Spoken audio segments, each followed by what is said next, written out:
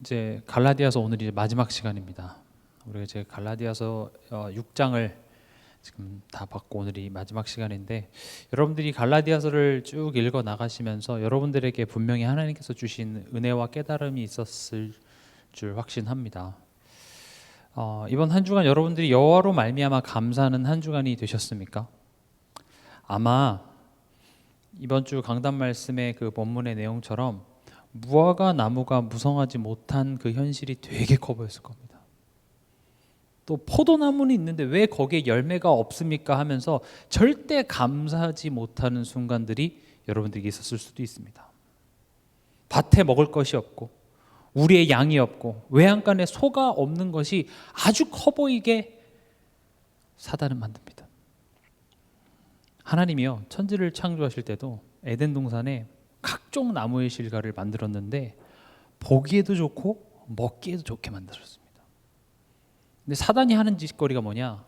그런 것들, 하나님의 은혜는 하나도 보이지 않고 하나님이 따먹지 말라고 하는 선악을 알게 하는 나무의 실과가 먹음직스럽고 보암직스럽게 만들었죠.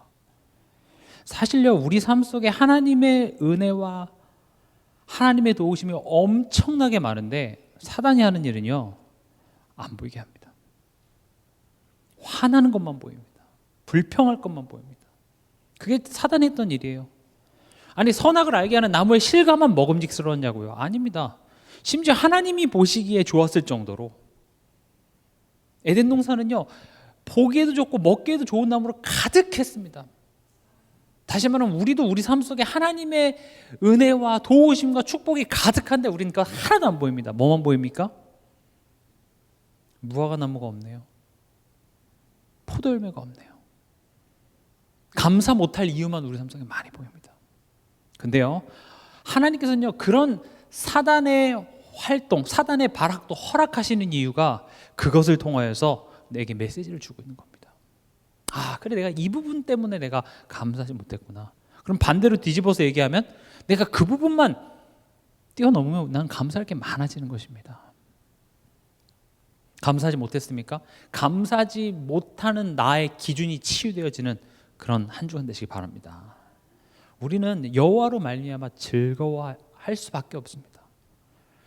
거듭 말씀드리죠. 즐거워해야 복 준다. 즐거워해야 어떤 그 조건부가 붙는 것이 아니라 지금부터 여러분들의 삶 속에 하나님이 하나도 축복 안 해주셔도 우리는 지금까지 나를 이끌어 오신 그 하나님만으로도 우리는 평생 영원히 감사해야 될 내용 이미 받았습니다.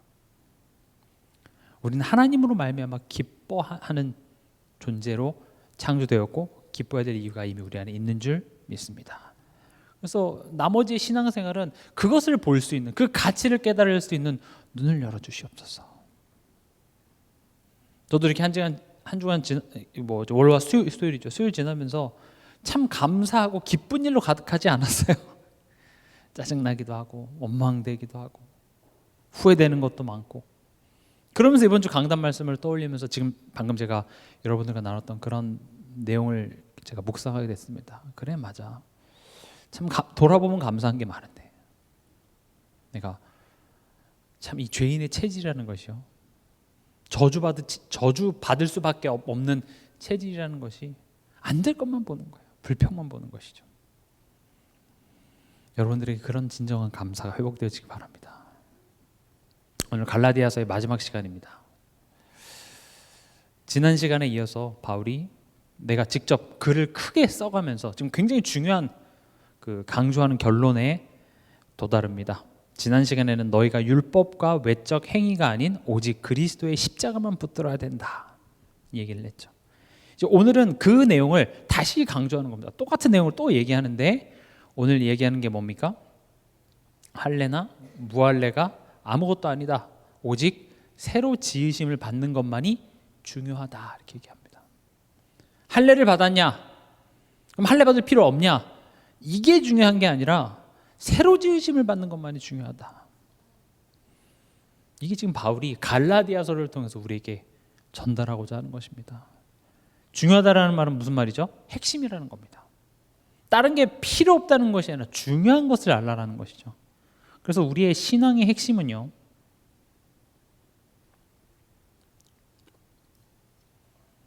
내가 새로 지으심을 받았다. 이게 중요한 것이죠. 근데 내가 중요하게 생각하는 것,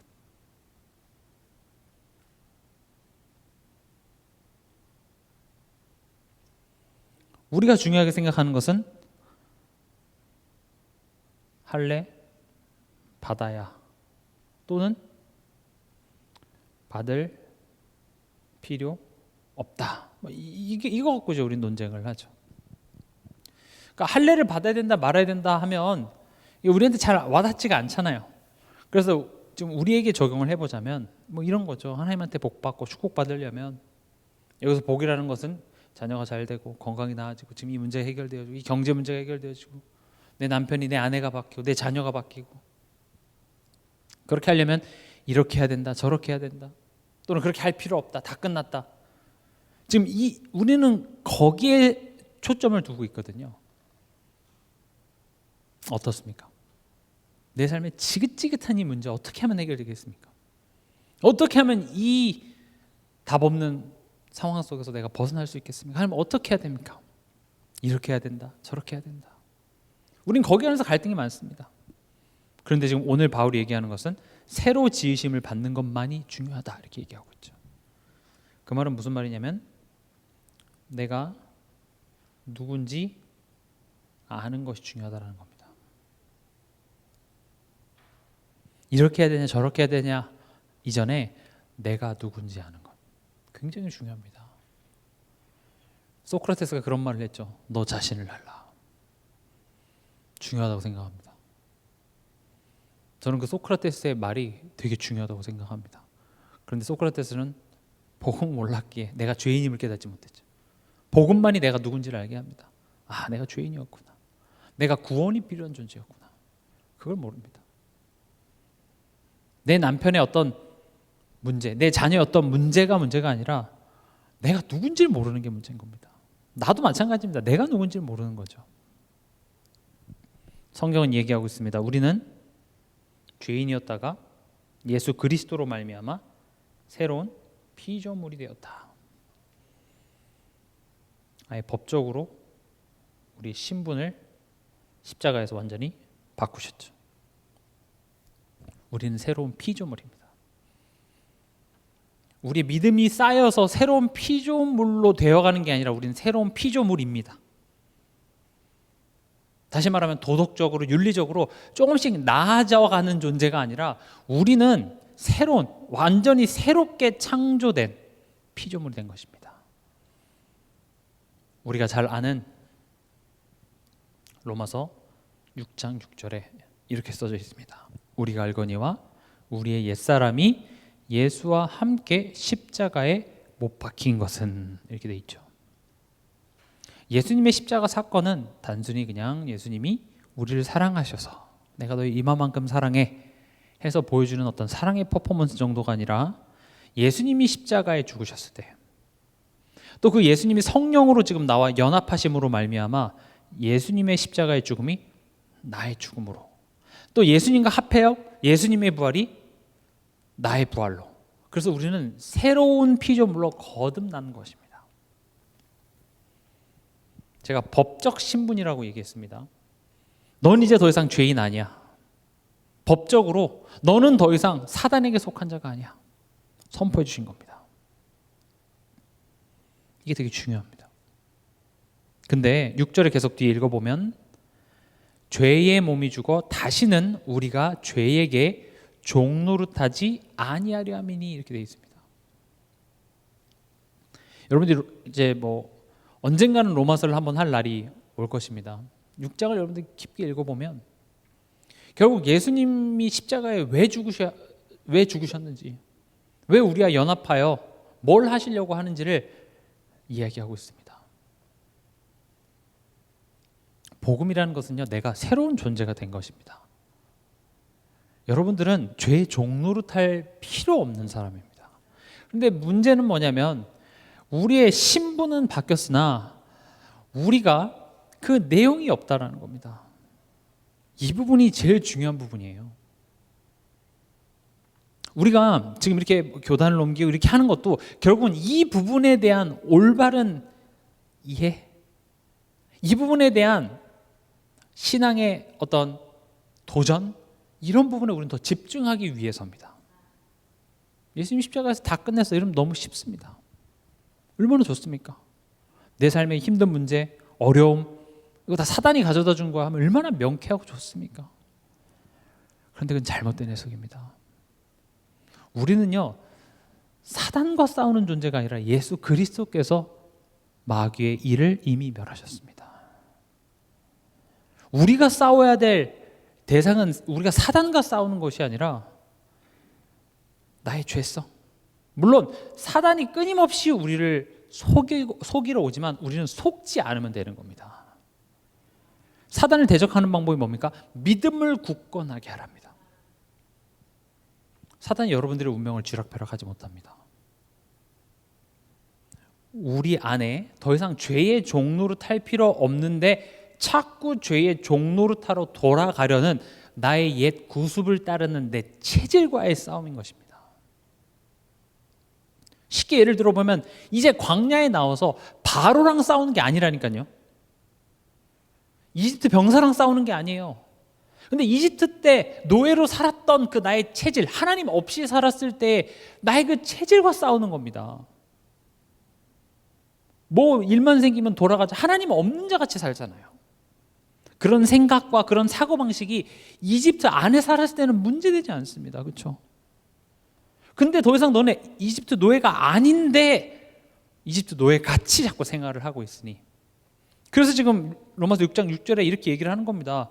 야, 너는 옛사람이 예수와 함께 십자가에 못 박혔잖아. 왜? 죄의 몸이 죽어 다시는 우리가 죄에게 종노릇하지 아니하기 위해서. 로마서 6장 한번 볼까요?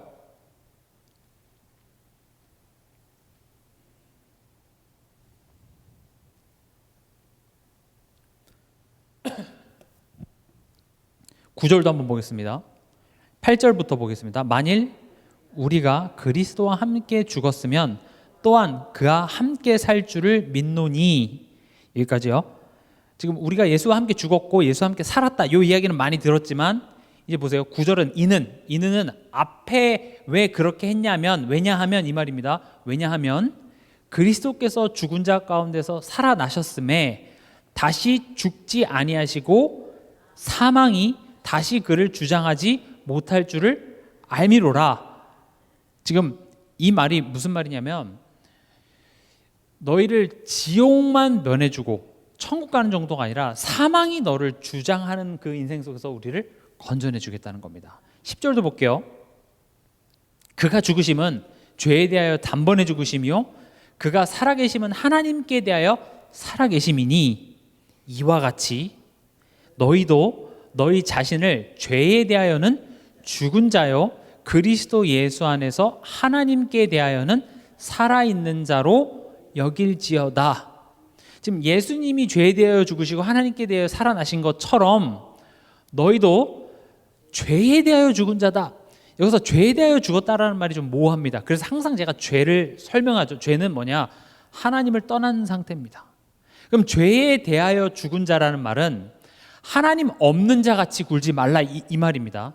하나님 모르는 불신자들과 같이 문제가 생기면 똑같이 그 문제를 문제로만 보고 그 상황 속에서 똑같이 힘들어하지 말고 하나님이 살아계시고 하나님이 통치하신다는 하나님께 대하여 살아있는 자로서 이 상황을 보라는 말인 것입니다. 이해가 되시죠? 죄에 대하여는 죽은 자요 그리스도 예수 안에서 하나님께 대하여 살아있는 자로 여길지어다. 그래서 12절에 그러므로 뭐가 나옵니까? 너희는 죄가 너희 죽을 몸을 지배하지 못하게 하여 몸의 사욕에 순종하지 말고가 나옵니다. 나는 옛사람은 나 십자가에서 죽어서 끝났어, 그렇게 고함만 지르는 게 중요한 것이 아니라, 그러니 죽었으니, 그러나 우리의 몸이 자꾸 어디로 돌아갑니까? 죄의 종으로, 그 죄의 체질들이 하나님 없이 살았던 그 염려와 불신앙과 원망이 내 죽을 몸을 자꾸 사로잡아서 그럴 필요 없는 자리를 자꾸 가니 뭐라고 합니까? 몸의 사욕에 순종하지 말라고 얘기를 합니다.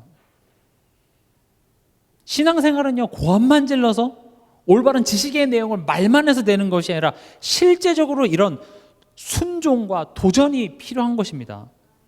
13절에요. 또한 너희 지체를 불의의 무기로 죄에게 내주지 말고 오직 너희 자신을 죽은 자 가운데서 다시 살아난 자 같이 하나님께 드리며 너희 지체를 의의 무기로 하나님께 드려라. 이게 정답인데 우리 삶 속에서는요, 우리의 지체를 자꾸 죄에게 내준다니까요.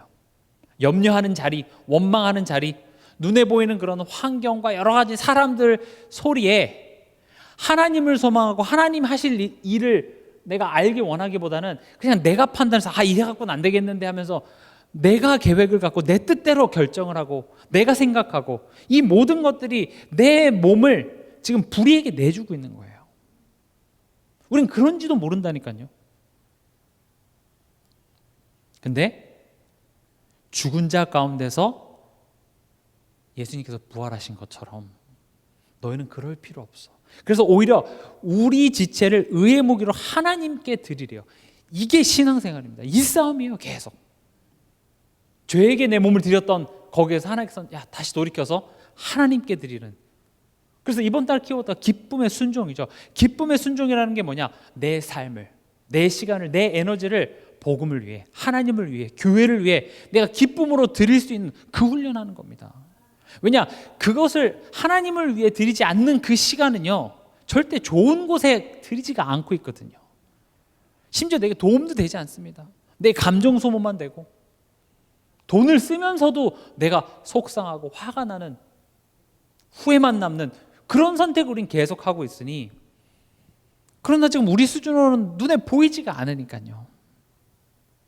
14절 읽겠습니다. 죄가 너희를 주장하지 못하리니 이는 너희가 법 아래 있지 아니하고 은혜 아래에 있음이라. 무슨 말이냐? 죄가 우리를 주장하게 되면 어떤 일이 벌어지냐? 우리가 우리의 몸을 불의의 무기로 드릴 때마다 우리는 지옥에 가게 됩니다. 하나님을 떠나게 됩니다. 만약에 죄가 우리를 주장했다면. 그러나 우리는 은혜 아래에 있기 때문에 우리가 우리의 몸을 불의의 죄의 자리에 줬다 할지라도 그것으로 내 운명이 결정되는 것이 아니라 하나님은 돌이키시고 너는 내 아들이야, 내 딸이야, 다시 가자, 우리를 돌이키신다라는 겁니다. 15절 그런즉 어찌하리요 우리가 법 아래 있지 아니하고 은혜 아래 있으니 죄를 지으리요 그럴 수 없느니라. 우리가 죄를 지어도 하나님은 그것으로 우리의 운명을 결정짓지 않습니다. 그렇기 때문에 내 마음대로 하자가 아니라는 것이죠. 엄마가 용서해 주네, 내가 또 도둑질 해야지. 엄마가 용서해 주네, 나 또 학교 땡땡이 쳐야지. 그러면 안 된다는 겁니다. 이해가 되십니까?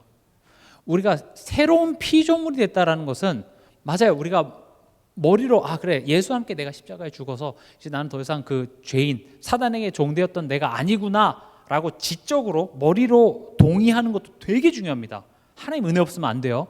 그러나 그렇게 우리로 하여금 믿게 하신 것은 실제로 우리가 죄의 종으로 살지 말라고요. 우리 삶 속에서도 그 사망이 우리를 주장하는 것 같이 살지 말라고 얘기합니다. 하나님이 통치하고 계십니다.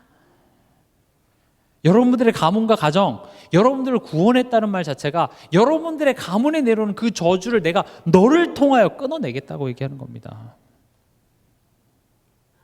이해가 되십니까? 여러분을 통하여요.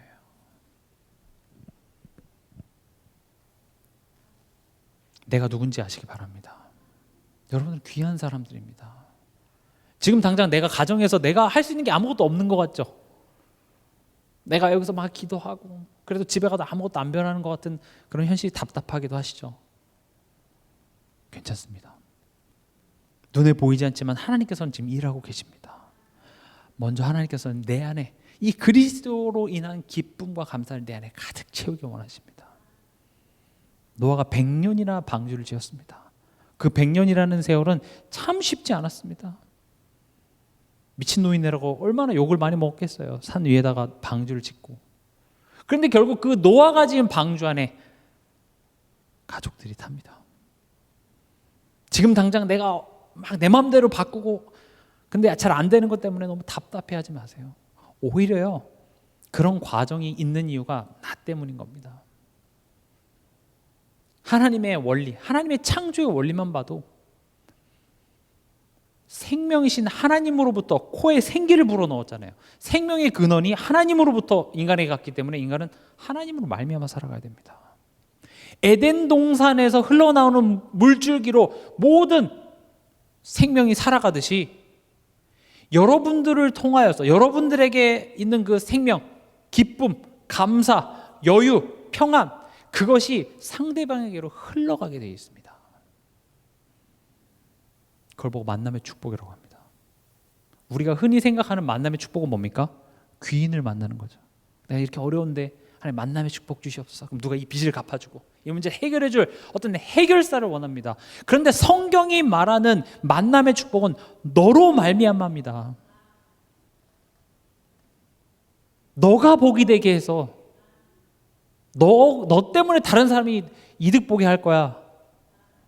이해 가십니까? 여러분 생각해 보세요. 내가 항상 만남의 축복 주시옵소서 하는 그 만남의 축복은 항상 나를 도와줄 귀인을 찾는다니까요. 하나님이 말씀하시는 건 뭡니까? 네가 복이 되게 할 거야. 만남의 축복은 너 때문에 저 사람이 복 받는 거야. 여러분 때문에 여러분의 가정과 가문이 복 받길 바랍니다. 그런 한 사람이 되시기 바랍니다. 그 한 사람을 지금 만들어가고 있다는 겁니다. 이따 뒤에서도 말씀드리겠지만 그 만드는 과정이 참 쉽지 않습니다. 우리가 요셉 이야기 많이 해서 그렇지만 요셉의 인생이 쉬웠겠습니까? 다윗의 인생이 쉬웠겠습니까? 바울의 인생이 쉬웠겠습니까? 저는 예수를 믿는다는 것이 무엇인지에 대해서 요즘 다시 한번 생각해 보는 시간을 많이 갖습니다. 저는 한때는 그래 내가 하나님을 위해서 이렇게 전도도 하고 또 심지어 신학교도 가서 이렇게 복음 전하고 하면 아닌 것처럼 얘기하지만 아예 하나님 왜 그러세요 하면서 하나님 뭐 이것저것 다 채워주실 줄 알았어요. 하나님 좋은 시계도 이렇게 손목에 하나 얹어주시고 좋은 차도 이렇게 딱 그리고 좋은 뭐 배우자도 주고 좋은 집도 주고 하나님이 다 그냥 알아서 채워주시겠지. 저는 복음만입니다 하면서 내심 이런 것들을 생각을 했다고요. 근데 성경을 보다 보니까요, 그게 아니에요. 예수를 믿는다라는 건요, 내가 죽어지는 과정입니다. 죄인된 내가 죽고 나의 고집, 나의 신념. 그래서요, 예수를 따라가면 따라갈수록 내가 틀렸다는 것이 자꾸 확인돼요. 내가 그렇게 고집했던 게 결국에 틀렸구나. 그런데도 안 나아지죠. 그걸 갖고 하나님과 씨름하는 게 예수 따라가는 거더라고요. 절대 오해하지 마세요. 하나님이 그런 육신적인 축복 안 주겠다는 말이 절대 아니에요. 내가 원하는 것 다 합쳐도 그거보다 훨씬 더 값진 것이 내 안에 있으니 그걸 볼 수 있는 안목을 키울 때까지 하나님께서는 양보하지 않으십니다. 그래서 고단하고 힘듭니다. 그러나 우리는 지금 당장 눈에 보이는 즐거움이 아니라 영원한 것을 우리는 보면서 달려가고 있습니다. 여러분들이 지금 다시 고등학교로 돌아간다면 어떻게 하시겠습니까? 엄청 열심히 하시겠죠? 그렇죠? 왜냐? 살아봤으니까. 그 3년 내가 바짝 하면 그 뒤에 어떤 축복과 어떤 영광이 있는 걸 알기 때문에 그 3년을 아마 다르게 보내실 것입니다. 마찬가지입니다. 지금 우리가 겪고 있는 이런 힘듦, 고난 잠깐입니다. 영원하지 않습니다. 오히려 이거를 빨리 모면하려고 도망가면 그게 더 길어지는 겁니다. 이해가 되시죠? 그냥 내가 열심히 그냥 착실하게 해서 고등학교 3년이면 끝날 것을 학교 땡땡치고 안 가고 하면 학교를 하나님께서 졸업시키겠다고 하니까 그 기간이 계속 길어지는 겁니다. 다시 본문으로 돌아와서요. 내가 누군지 아는 것, 우리는 새로운 피조물입니다. 또 새로운 존재다운 내용을 쌓아가는 것. 그게 16절입니다. 무릇 이 규례를 행하는 자에게. 여기서 이 규례라는 것은 할례를 받아야 되냐 말아야 되냐 이게 아니라 새로운 피조물이라는 복음의 진리를 삶의 기준으로 삼고 살아가는 것이 이 규례를 행하는 겁니다. 성경에서 행하다라는 말이 나오면 살다로 바꿔서 해석하면 정확합니다. 아, 나는 새로운 피조물이구나라는 그 사실을 갖고 살아내는 자, 그걸 갖고 사는 겁니다. 나는 하나님의 자녀다 이렇게 외쳐서 끝나는 현실이 아닌 거 잘 아시잖아요, 그렇죠? 아침에 일어나서 힘든 문제가 있는데 나는 하나님 자녀 했는데 문제가 해결됩니까? 그런 게 아닙니다. 아까 앞서 설명드렸다시피 그래, 나 하나님 자녀야, 나는 새로운 피조물이야. 근데 나는 하나님 자녀라는 말은 엄청난 내용입니다. 그중에 가장 중요한 게 뭐예요? 하나님이 내 인생의 참된 주인이시다. 하나님이 내 인생의 선한 목자시다. 하나님이 내게 유익한 것을 주시기 위하여 나를 푸른 초장으로 실만한 물가로 인도하고 계신다. 이것을 믿고 기쁨으로 따라가는 것, 그게 나는 하나님의 자녀다에 있는 내용입니다. 근데 그 참 왕이신, 참 주인이신 그분의 뜻보다는 내 기준, 내 고집, 내 가치관, 이런 것들이 앞서가죠. 우리 모두가 다 그렇습니다. 그러니까 우리가 내 뜻대로, 내가 하고 싶은 대로, 내 원대로 선택했던 것들의 열매를 보면 어때요? 후회가 남습니다. 지금까지 여러분들 다 내 마음대로 살아왔잖아요. 누가 뭐라 그래도 내 마음대로 한 겁니다. 내가 원하는 대로.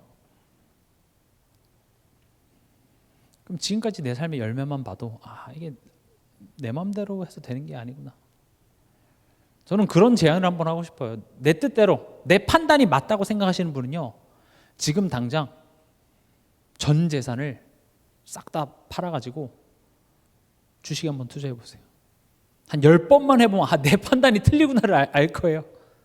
뭐 10번이 뭡니까? 한 3-4번만 해도 내 판단, 내가 될 것 같은데? 난 이거 하면 될 것 같은데? 내 마음대로 되는 게 없습니다. 무슨 말씀을 드리고자 하냐? 결국 이 규례를 행한다라는 것은요, 하나님 자녀다라고 고함질러서 끝나는 것이 아니라 복음은요, 우리의 본질의 변화를 요구합니다. 나는 예수를 믿었고 뭐 이렇게 설명할 수 있고 그게 다가 아니라 내 내면, 내 본질의 변화입니다. 내 이 지저분한 성격, 내 고집. 그러니까 하나님께서는 그것을 어디 안에서 바꾸시냐? 교회라는 공동체 안에서 그것을 바꾸십니다. 여기서 말하는 교회 공동체는 가정이 될 수도 있고요, 특히 이 동산교회가 될 수도 있고요. 그래서 교회 안에서 여러 가지 부딪힘이 있고 사람들끼리 갈등이 있을 수 있습니다. 근데 그것을 피해서 도망가는 것은 신앙의 자람이 있을 수가 절대 없고요. 그 앞에서 부딪히고 아프고 깨지면서 누가 깨져야 돼요? 하나님 말씀이 깨져야 됩니까? 내가 깨져야 됩니까? 내 생각이 틀렸습니다. 근데 뭐 요즘 교회가 뭐 편의점만큼이나 많으니까요. 뭐 이 교회만 교회인가? 뭐 요즘엔 또 유튜브로도 뭐 메시지 많이 듣고 하니까 도망갑니다. 물론 메시지를 듣는 것, 말씀을 듣는 어떤 지식은 많이 늘어날지 몰라도 이건 내 실력이 되지 않습니다. 또 가정 안에서도 그냥 뭐 당신은 복음 모르니까 그렇게 하지 마시고, 그런 갈등과 부딪힘 속에서 하나님이 지금 내게 주시는 메시지가 분명히 있습니다.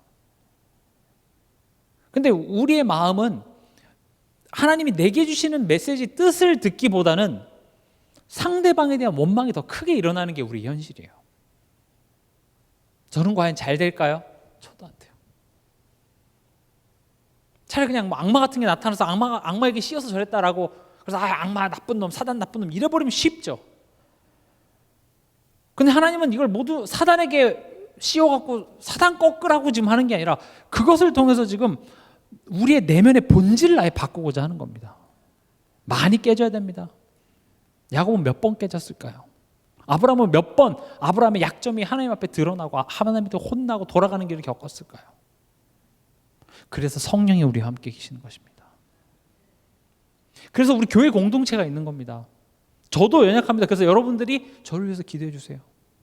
저 또한도 여러분들을 위해서 기도합니다. 우린 그렇게 같이 가는 겁니다. 서로 헐뜯고 잘했고 못했고 이거 판단하는 게 교회가 아니라 우리 모두 하나님이 우리에게 주신 각자의 경주를 지금 가고 있는 겁니다. 훌륭해지는 싸움, 신앙의 자람이 있는 그 경주를 우리는 가고 있기 때문에, 근데 이게 절대 쉽지 않다니까요. 그래서 하나님이 교회 공동체를 주셨습니다. 서로의 지체가 돼서 상대방을 위하고 기도해주고 힘내고. 그래서 교회에서 조금 연약한 지체들이 있을 때, 네 예배 빠질 때부터 알아봤다, 이렇게 얘기하지 마시고요. 힘들지? 내가 기도해 줄게. 내가 항상 기도하고 있었어. 우린 자꾸 그런 식으로 이렇게 그래, 너 이래서 이럴 수밖에 없었어. 자꾸 그걸 분석하고 판단하려고 그래요. 그럼 역으로 여러분들에게도 제가 정답을 계속 쏟아내면 여러분들 하실 수 있겠어요? 안 된다니까요. 여러분들 자녀한테 서울대 가는 방법 제가 지식으로 쏟아낼 수 있습니다. 할 수 있겠어요? 근데 안 된다니까요. 우리가 머리로 알아서 내는 것이 아니라 그런 과정들이 있습니다. 그래서 교회는 그런 축복을 누리는 공동체입니다. 그걸 잃어버리니까요, 교회 안에서 나의 잘함은 없고 나의 내용은 없고 그냥 상대방의 잘못만 보이는 거예요. 네가 이렇게 힘들게 하지 않았으면, 네가 이렇게 해줘서 내가 이렇게 힘든 거잖아. 그래서 나 편하려고만 한다는 거죠. 물론 억지로 불편할 필요는 없습니다. 그러나 하나님의 통치, 하나님의 주권을 우리가 정말로 믿는다면 무조건 이 힘듦에서 도망가려고 하는 것이 아니라 한 번은 생각해 보자고요. 도망가는 건 쉽습니다. 그렇죠? 여러분 자녀 키우면서 얘가 왜 이렇게 말을 안 들어 하고 엄마 나갈게 하고 나가버리면 얼마나 쉽습니까? 근데 어머니 어떻게 하십니까? 몇 번이고 내다 버리고 와야지 이런 마음 해도 또 들어와서 또 하고 언제까지요? 사람 될 때까지 계속 하잖아요.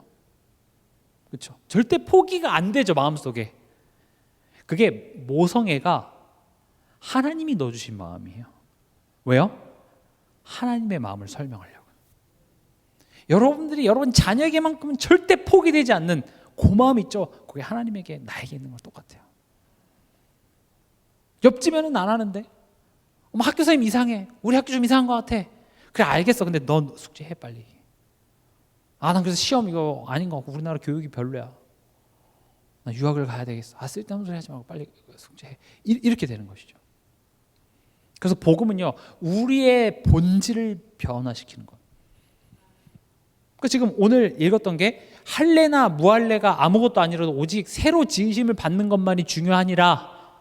그럼 우린 전에 생각한 게, 그래 맞아, 난 그리스도로 말미암아 난 새로운 피조물이야, 난 하나님 자녀야, 그리고 끝, 이렇게 생각했다고요. 근데 새로 지음을 받았다라는 것은 법적으로 신분만 변하는 것이 아니라 16절에 이 규례를 행하는 자까지 가야 돼요. 다시 말하면 그 내용을 쌓아가야 된다고요. 이해가 되십니까? 그 내용을 쌓는다라는 것은 내 안에 나의 기준, 나의 삶, 이 모든 것들이 예수님을 닮아가야 돼요. 성령의 열매들이 내 안에 맺혀져야 돼요. 거기까지 가게 하기 위해서 예수님이 십자가에서 나를 위해 죽으시고 부활하셨어요. 그리고 성령으로 나와 함께 계신다고요. 근데 우린 예전에 어떻게 이해했어요? 십자가 다 끝났어, 모든 문제 끝, 죄 져도 괜찮아, 날 힘들게 하는 거 다 사단. 아닙니다. 하나님이 우리의 삶을 주장하고 통치하고 계십니다. 바로는 이미 끝난 거 맞습니다. 이집트는 더 이상 내 삶에 어떻게 할 수 없습니다. 그런데 왜 끝났는데 왜 이집트 생각을 가지고 현실을 바라보냐는 거죠. 너의 삶의 통치자는 지금 하나님인데, 오늘도 하나님으로부터 나온 만나를 먹고 하나님으로부터 온 도우심과 은혜 속에 살아가면서 왜 조금 내 수준으로 이해 안 되는 현실만 보면 자꾸 돌아가자, 나 죽이려고 여기 데리고 왔어요, 왜 자꾸 옛날 생각으로 돌아가냐 이거죠. 여러분들이 이 말씀을 묵상하시면서 자꾸 내 자신을 돌아보시기 바랍니다. 16절에 이스라엘에게 평강과 긍휼이 있다 그랬죠. 이 평강은 우리가 새로운 피조물이라고 하지만 또 죄의 자리에 있고 또 사단에게 속는 그런 자리에 있어도 탈락 없습니다. 여러분들은 절대 하나님의 사랑에서 그 어떤 것도 끊을 수 없습니다. 그리고 하나님이 함께 하십니다. 함께 하심이라는 말에 대해서 제가 자주 설명드리죠. 내가 어디든 가든지 하나님이 여러분 잘 갈 수 있도록 도와주는 차원이 아니라 하나님이 여러분들의 인생을 지금 이끌어가고 있다는 말입니다. 하나님이 뜻을 가지고. 무시무시한 말이 될 수 있습니다. 좋은 의미로요. 그리고 하나님이 여러분들에서 오래 참으십니다. 오래 참으셔서 진짜 다행입니다. 안 참았으면 우리 지금 사지가 멀쩡하지 않았을 겁니다. 성경책이요, 창세기 1장에서 3장 그리고 그 뒤부터는 하나님의 오래 참으신 내용입니다. 내가 보내준다 했지. 근데 안 믿어서. 근데 그 안 믿는 놈들을 하나님이 오래 참고 또 기회 주고 또 기회 주고 또 기회 주고 또 기회 주고. 그게 성경 이만큼. 하나님이 우리에게서 오래 참으십니다. 언제까지요? 될 때까지. 그게 우리에게 평강을 줍니다. 맞아. 하나님 날 포기하지 않으세요. 하나님 내게서 오래 참으세요. 긍휼은 뭡니까? 회개, 그리고 용서입니다. 회개는 돌이키는 겁니다. 불신자들은 회개할 수 없습니다. 회개는 내가 용서를 구하는 겁니다. 내가 잘못된 사실을 알고 내가 하나님께 돌이키는 겁니다. 불신자들이 회개한다고 해서 그것은 용서가 되지 않습니다. 왜 그럽니까? 우리가 용서받을 수 있는 이유는 나의 간절함, 내가 회개했기 때문이 아니라 예수님이 십자가에서 그 죄값을 치렀기 때문에 그 예수님의 공로로 내가 힘입어서 예수님이 나의 죄를 대신해서 십자가에서 피값을 치렀기 때문에 하나님 용서를 구합니다. 이미 용서받은 바 됐어. 다시 가자. 이게 긍휼입니다. 두 번째로 17절에 이후로는 누구든지 나를 괴롭게 하지 말라. 내가 내 몸에 예수의 흔적을 지니고 있노라. 예수의 흔적. 오늘 찾아보면 이 흔적이라는 것이 자국, 표적, 상처 이런 말입니다. 그러니까 이때 당시에 이제 노예 데리고 오면 그 노예 얼굴이나 뭐 등이나 팔 이런데 이제 사올 때 거기서 상처를 내거나 뭐 인두로 지지거나 아무튼 그런 식으로 표시를 했습니다. 내 거라고. 왜냐면 노예는 사람으로 여겨지지가 않았죠. 그러니까 우리가 뭐 소나 이런 거 할 때도 이렇게 인두 같은 걸로 이렇게 엉덩이 같은 게 지지잖아요. 그런 것처럼 이 당시 노예도 뭐 얼굴이나 뭐 이런 데다가 영원히 지워지지 않는 그 자국을 새겨서 이게 노예는 누구에게 속한 것이다. 이거를 이제 가리키는 것이 예수의 흔적이 내 안에 있다 이렇게 얘기하는 거죠. 물론 이제 이걸 어떻게 해석하냐에 따라 좀 다르긴 한데 왜냐 실제로 바울의 몸에는 예수 전하다가 물리적으로 생긴 상처들이 정말 많긴 많습니다. 채찍에 맞고 매 맞고 돌에 맞아서 죽은 줄 알고 갖다 버렸는데 깨어나서 다시 성으로 들어갔잖아요. 그럼 사람이 돌에 맞으면 어떻게 되겠습니까? 그리고 그때 돌에 맞으면 과산화수소 부어가지고 상처하고 이렇게 잘 꿰매고 그 다음에 이렇게 상처 나지 말라고 좋은 메디폼 같은 거 붙이고 그렇게 했겠습니까? 엉망진창이었겠죠. 저는 바울의 그 모습 자체가 정말 여기 무슨 조폭 뭐 이런 것처럼 온몸에 상처 투성이, 등에 보면 막 채찍 자국 많고. 물론 그런 실제 상처를 이야기한 걸 수도 있으나 또 영적인 의미로 보면 예수의 흔적이 있다라는 말은 그리스도의 고난에 참여했다라는 말과 같습니다.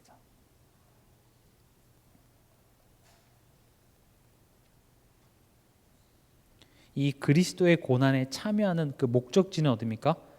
갈라디아서 2장 20절입니다. 제가 서론에서 설명드렸다시피 예수를 믿고 예수 따라가는 신앙생활은 결국 내가 죽고 내 안에 계신 예수 그리스도로 말미암아 사는 삶, 그걸 사랑하는 겁니다. 그래서 끊임없이 뭐와 부딪히죠? 나와 부딪힙니다.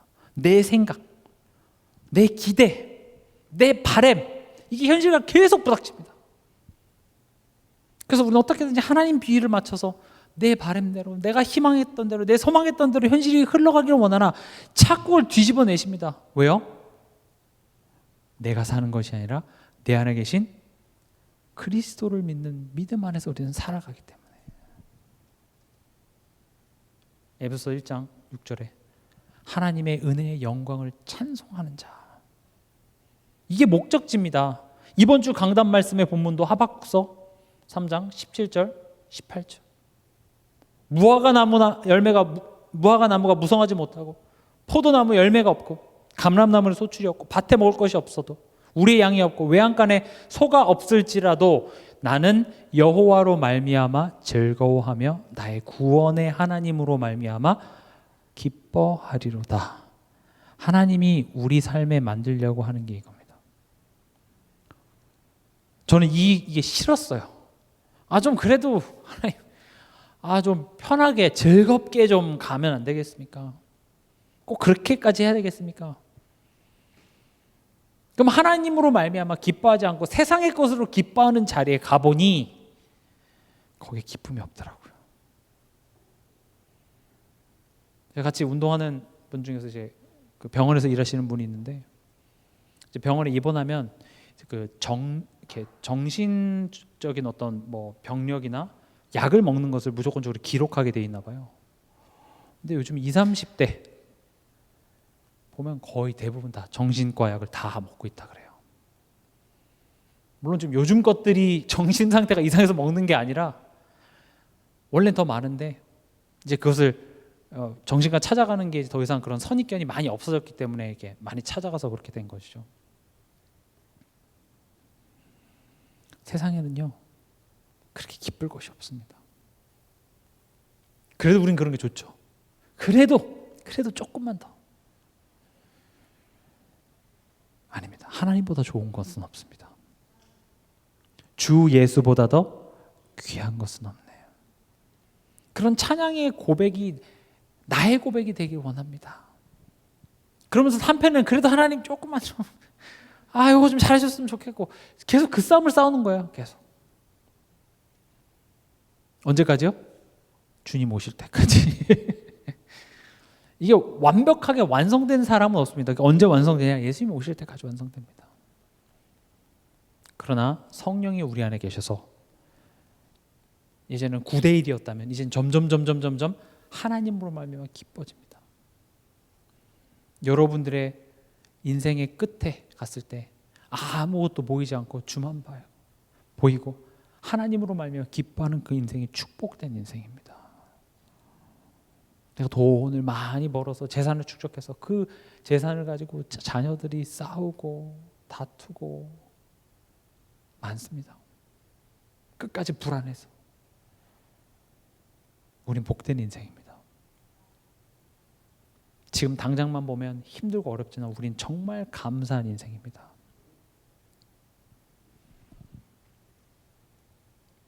그리스도의 고난이 그 과정이 힘든 겁니다. 시련이고 고난이고 또 핍박이 있고 또 희생이 있습니다. 그러나 이 시간은 나의 옛것이 죽는 시간입니다. 제가 이번 주에 치과에 갔습니다.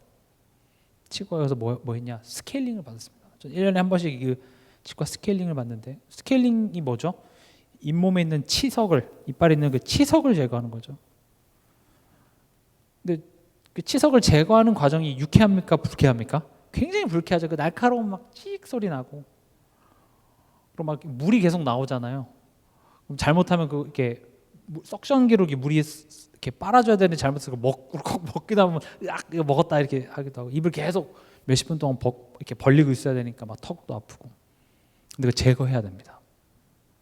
아파도 고통스러워도 가기 싫어도요, 그걸 그대로 냅두면요 내 잇몸이 점점 병이 납니다.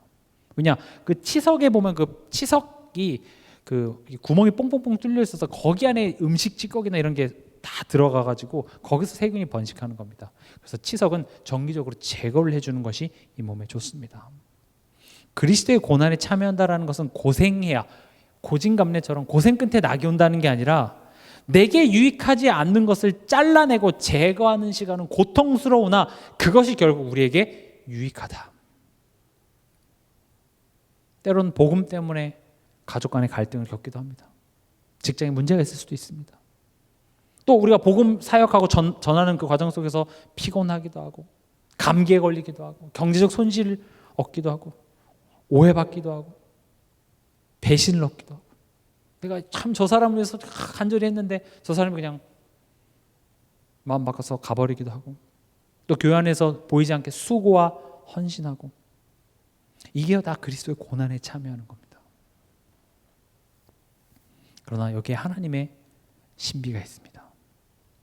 십자가를 진다라는 것은 세상 사람들이 봤을 때는 어리석은 겁니다. 나 혼자 고생하는 겁니다. 그러나 하나님께서는 그 과정을 통과해서 결국 예수님은 십자가에서 죽으십니다. 근데 죽음이 끝이 아니라 진 게 아니라 그 죽음을 통해서 하나님께서 모든 것을 다 회복해내시는 십자가의 비밀 여러분들이 기억하시기 바랍니다. 하나님은 홍해를 없애주지 않고 어떻게 했습니까? 홍해를 통과하게 했습니다. 우리가 바란 건 하나님 홍해를 없애주시옵소서.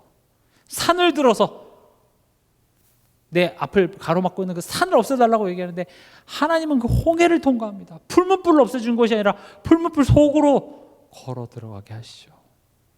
성경은 다 그런 이야기입니다. 하나님의 사람이라는 그 사람의 인생 속에 홍해가 웬 말입니까? 사자굴이 웬 말입니까? 노예가 웬 말입니까? 강대국이 웬 말입니까? 하나님 그걸 없애준 게 아니라 그것을 통과해 가도록. 근데 그 통과하는 과정 속에서 상대방이 굴복하는 것만이 아니라 그 속에서 내 안에 있는 불신앙, 나를 하나님의 사람답게 그 내용을 채워가시는 어떤 하나의 과정으로서 그것을 활용하시더라는 거죠. 이 비밀을 여러분들이 꼭 인지하시기 바랍니다.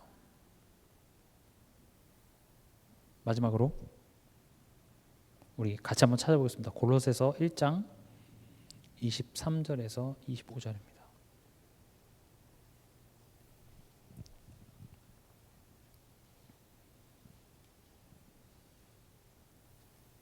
같이 읽겠습니다. 만일 너희가 믿음에 거하고 터 위에 굳게 서서 너희 들은 바 복음의 소망에서 흔들리지 아니하면 그리하리라. 이 복음은 천하 만민에게 전파된 바요 나 바울은 이 복음의 일꾼이 되었노라. 나는 이제 너희를 위하여 받는 괴로움을 기뻐하고 그리스도의 남은 고난을 그의 몸된 교회를 위하여 내 육체에 채우노라. 내가 교회의 일꾼 된 것은 하나님이 너희를 위하여 내게 주신 직분을 따라 하나님의 말씀을 이루려 함이니라. 아멘.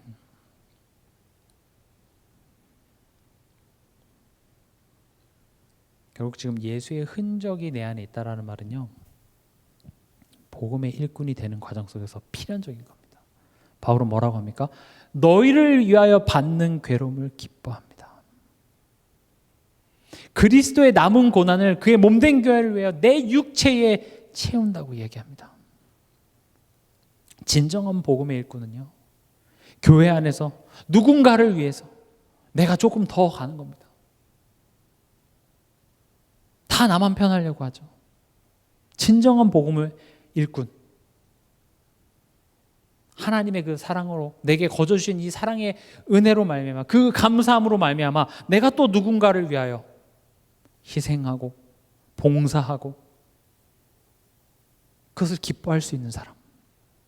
저는 여러분들이 이 복음의 일꾼이 되시기 바랍니다. 교회는요, 서로 상대방에 대해서 뭐 시스템에 대해서 뭐 어쨌고 저쨌고 이거 얘기하는 것이 아니라 내가 우리 교회를 위해서 상대방을 위해서 받는 괴로움을 기뻐하는 겁니다. 내가 조금 더 하는 거예요. 내가 짐을 좀 더 지는 겁니다. 뭘 내가 받으려고 하는 것이 아니라 내가 뭔가를 하는 것입니다. 아까도 설명드렸죠.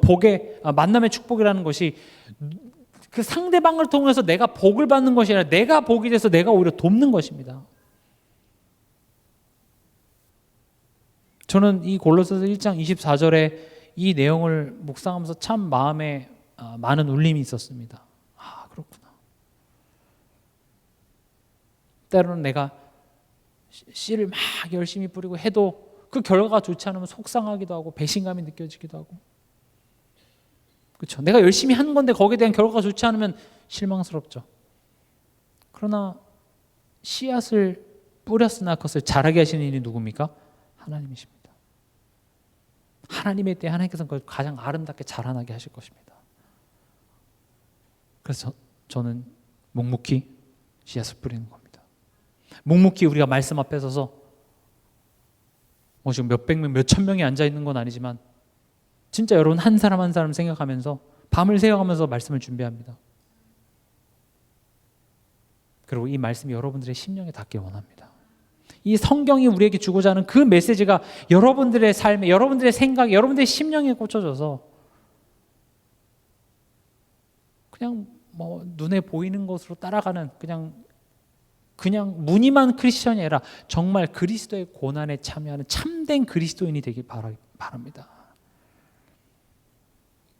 다시 말씀드립니다. 교회는 물론 새신자들이나 힘없는 자들이 와서 힘 얻는 곳이어야 됩니다. 그러나 그게 끝이 아니라 자라난다는 것은 힘 얻는 내가 돼서 오히려 너희를 위하여 받는 괴로움을 기뻐하고 그리스도의 남은 고난을 그의 몸된 교회를 위하여 내 육체에 채우노라. 그러면서 25절에 내가 교회의 일꾼이 된 것은 하나님이 너희를 위하여 내게 주신 직분, 이렇게 얘기합니다. 내가 권사된 것은 내가 권사야가 아니라니까요. 내가 장로된 것은 내가 교회에서 장로쯤 됐으니까 내가 한마디 해도 되지가 아니라 너희를 위하여 내게 주신 직분입니다. 너희를 위한다는 게 뭡니까? 너희를 위하여 때론 내가 괴로움을 받는 겁니다. 오히려 교회를 위해서 내가 고난을 당하는 겁니다. 이때 당시 순교가 많이 일어났죠. 예수 믿는 것 때문에 핍박당했을 때 먼저가 내가 붙잡힐게, 이런 일도 허다했습니다. 그래서 기뻐했대요. 야, 로마 병사들이 온다. 그때 대신 죽는 사람이 장로인 겁니다. 그때 대신 죽는 사람이 권사인 겁니다. 기쁘게. 이해가 되십니까? 우리가 지금까지 전도한답시고 그냥 이렇게 했지만 이제는요, 내가 받은 이 직분이 어떤 의미인지를 분명히 알아야 돼요. 내용 없는 직분은요, 그거 권위만 만들고 좋지 않습니다. 저도 목사라는 하나님의 그 타이틀을 주셨으나 이게 그냥 가리키는 그것만 있는 것이 아니라 누구보다도 성도를 위해서 괴로움을 받고 이 고난을 내 육체에 채우는 그거라고 생각하니까 몸둘 바를 모르겠더라고요. 저 도망가고 싶고 편하고 싶고 내 인생 하나 건사하기도 힘든데 내가 왜 이걸 해야 되나 싶기도 하고요. 그러나 하나님께서는요, 우리에게 갑절의 은혜를 주십니다. 그게 오늘의 결론입니다. 18절에 형제들아 우리 주 예수 그리스도의 은혜가 너희 심령에 있을지어다. 아멘. 예수 그리스도의 은혜가 여러분들의 심령에 있길 바랍니다. 그거면 됩니다. 이렇게 금전적으로 하나님 보상 주시면 될 것 같습니까? 아닙니다.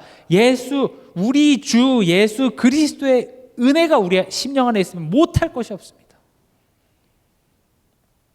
저도 이게 제 마음에 충만하기를 기도하고 있습니다. 때로는 그 은혜가 별거 아닌 것 같아 보입니다. 세상에 보여지는 것보다 이게 되게 작아 보입니다. 그래서 성령께서 가르치고 생각나게 하십니다. 네가 받은 은혜가 무엇인지. 여러분들에게 이 가치가 깨달아지는, 그래서 내가 새로운 피조물이고 더 나아가서는 복음의 일꾼된 한 사람으로 내가 교회를 위하여, 우리 가정과 가문을 위하여, 이 지역을 위하여 설 수 있는 한 사람 되시길 주님 이름으로 축원합니다.